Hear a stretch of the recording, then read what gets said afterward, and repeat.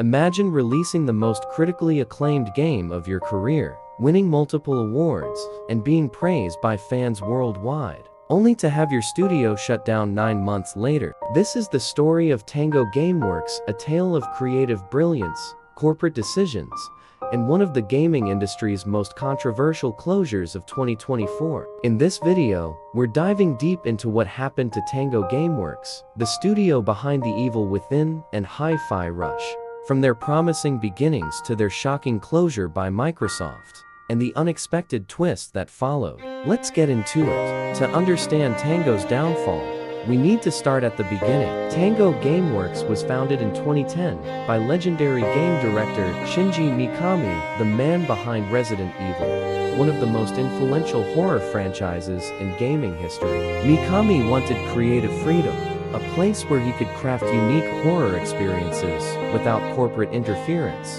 Their first major release was The Evil Within in 2014.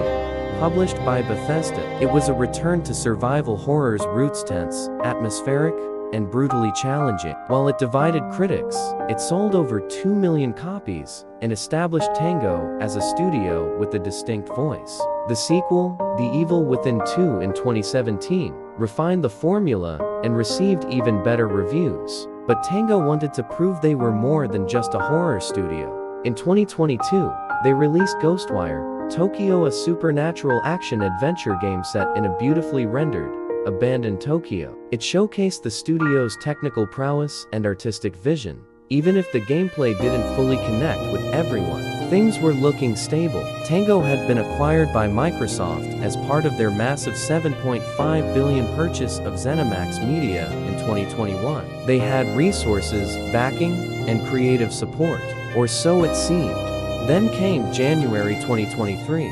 During an Xbox Developer Direct showcase, Microsoft Shadow dropped Hi-Fi Rush with zero prior marketing. It was available immediately on Game Pass, and it was a complete departure from everything Tango had done before. Hi-Fi Rush was a stylish, rhythm-based action game with cel-shaded graphics, an infectious soundtrack, and gameplay where every attack, every movement synced to the beat. It was bold, colorful, and unapologetically fun. Critics loved it. Players loved it. It currently holds 87 on Metacritic and won multiple awards, including Best Audio Design at the Game Awards 2023. Xbox's own marketing called it a breakout hit.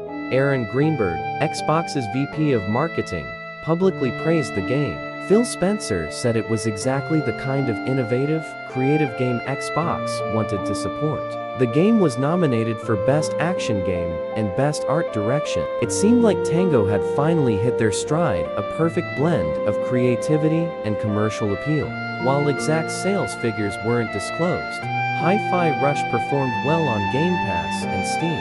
Industry analysts called it one of 2023's surprise success stories. Tango was reportedly working on Hi-Fi Rush 2, exploring new ideas, and the team was energized by the positive reception. Everything pointed toward a bright future, but behind closed doors, something else was happening. On May 7, 2024, Microsoft dropped a bombshell.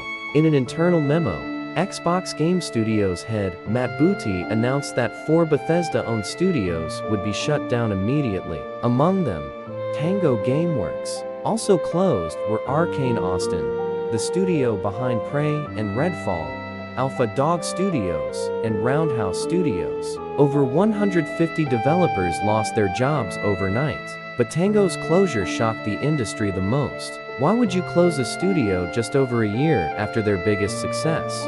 Microsoft's explanation was vague. Corporates speak about reprioritizing resources and aligning with their long-term strategy. In follow-up meetings, Matt Booty talked about wanting smaller games that give us prestige and awards, which was exactly what Hi-Fi Rush delivered. The contradiction was glaring. Developers were devastated. Many found out through news articles before official communication. John Johannes, Hi-Fi Rush's director, posted a heartfelt thank you to fans. Other team members expressed confusion and anger. How could a successful, award-winning game not be enough? Industry experts pointed to several possible reasons. First, Microsoft's gaming division was under intense pressure. The Activision Blizzard acquisition cost them nearly $70 billion, and they needed to show profitability. Game Pass, while popular, reportedly wasn't growing as fast as projected. Second, Hi-Fi Rush might not have generated enough direct revenue. As a day-one Game Pass title, it didn't have traditional sales to offset development costs. Microsoft seemed to be moving away from experimental mid-budget games toward massive blockbusters and live service titles. Third, this was part of a broader industry trend. 2023 and 2024 saw over 20,000 layoffs across gaming. Even successful studios weren't safe if they didn't fit into long-term financial models. But none of this softened the blow. Tango Gameworks, a studio that did everything right, won awards, received critical acclaim, built a loyal fanbase, was gone. It sent a chilling message to developers everywhere. Success isn't enough if you're not wildly profitable. The gaming community erupted. Fans launched petitions, trended hashtags, and called for boycotts. Many canceled their Game Pass subscriptions in protest. The message was clear: if Microsoft wouldn't support creative, successful studios, why should players support them? Prominent developers spoke out. God of War director Cory Barlog called it heartbreaking and infuriating.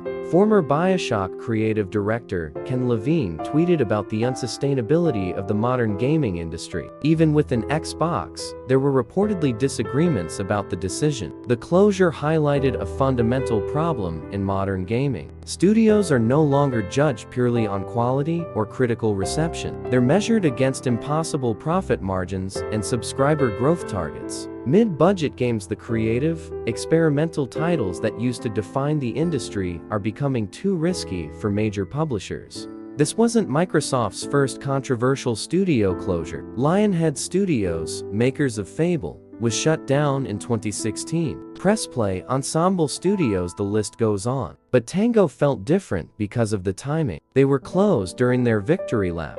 Phil Spencer eventually addressed the closures, saying they were necessary for sustainable growth, but the damage to Xbox's reputation was done. How could they convince developers to join them when success didn't guarantee security? But here's where the story takes an unexpected turn. In August 2024, just 3 months after the closure, South Korean publisher Krafton, known for PUBG, announced they were acquiring Tango Gameworks and the rights to Hi-Fi Rush. Krafton committed to keeping the team together and continuing Tango's legacy. John Johannes and key developers would stay on. They explicitly stated they wanted to preserve Tango's creative culture and support their vision. It was a stunning reversal. In interviews, Krafton's executives said they saw long-term potential in Tango's talent and IP. They weren't just buying assets, they were investing in the team and their creative philosophy. Hi-Fi Rush 2 might actually happen. This rescue doesn't erase what Microsoft did,